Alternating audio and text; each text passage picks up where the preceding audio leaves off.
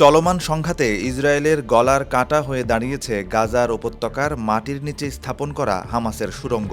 দূর দূরান্ত থেকে খাবার, অস্ত্রসহ প্রয়োজনীয় সামগ্রী ভূগর্ভস্থ দিয়েই আনা নেওয়া করে গাজার নিয়ন্ত্রণকারী সংগঠন হামাস। শুধু তাই নয়, এই সুড়ঙ্গ পথ ব্যবহার করেই ইসরায়েলের অভ্যন্তরে রকেট ও স্থল হামলা চালায় হামাস যোদ্ধারা।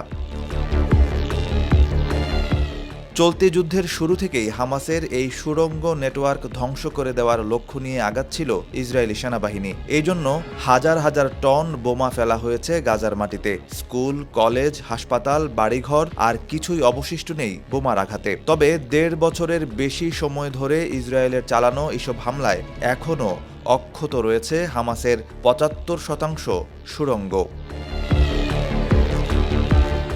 বুধবার ইসরায়েলি প্রতিরক্ষা বাহিনীর নিরাপত্তা বিভাগের সূত্রের বরাত দিয়ে জেরুজালেম পোস্ট জানিয়েছে, এখন পর্যন্ত হামাসের কত শতাংশ সুড়ঙ্গ ধ্বংস করা হয়েছে সেটি বোঝা মুশকিল। তবে তাদের ধারণা ২০ থেকে ২৫% সুড়ঙ্গ ধ্বংস অথবা ব্যবহারের অনুপযোগী করে দেওয়া হয়েছে। এর মধ্যে কিছু সুড়ঙ্গ বোমা মেরে ধ্বংস ও সমুদ্রের পানি দিয়ে প্লাবিত করা হয়েছে।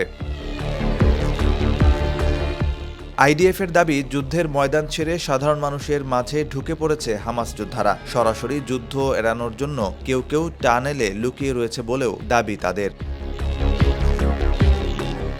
তবে ইসরায়েলি এক কর্মকর্তা সংবাদ মাধ্যমটিকে বলেছেন, এই প্রক্রিয়াটি খুবই জটিল। গাজায় অভিযান অনেক ধীর গতিতে হচ্ছে, কারণ প্রতিটি অভিযানের আগে দেখতে হচ্ছে হামাসের স্থাপন করা সুড়ঙ্গে কোনো ফাঁদ পাতা আছে কিনা। এছাড়া সুড়ঙ্গ ধ্বংসের আগে খুবই সতর্কতা অবলম্বন করা হচ্ছে, যেন এগুলোর ভেতরে থাকা কোনো জিম্মি ক্ষতিগ্রস্ত না হন। এছাড়া এটি এমন একটি শহুরে যুদ্ধ যা বিশ্বে আগে কখনোই দেখা যায়নি।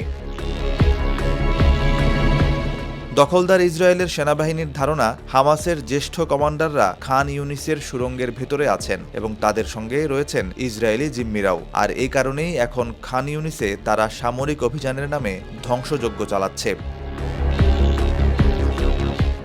ইসরায়েলি বাহিনী প্রথমে ধারণা করেছিল গাজায় হামাসের ৪০০ কিলোমিটার দীর্ঘ সুড়ঙ্গ রয়েছে, কিন্তু বর্তমানে তারা বলছে গাজার মাটির নিচে সুড়ঙ্গ রয়েছে প্রায় ৭০০ কিলোমিটার, যেখানে পুরো উপত্যকাটির আয়তন হল মাত্র ২২৫ বর্গ কিলোমিটার।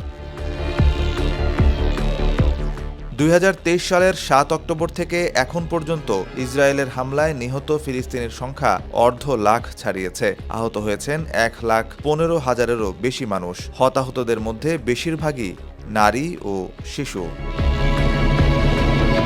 নিউজ ডেস্ক, সময়ের আলো।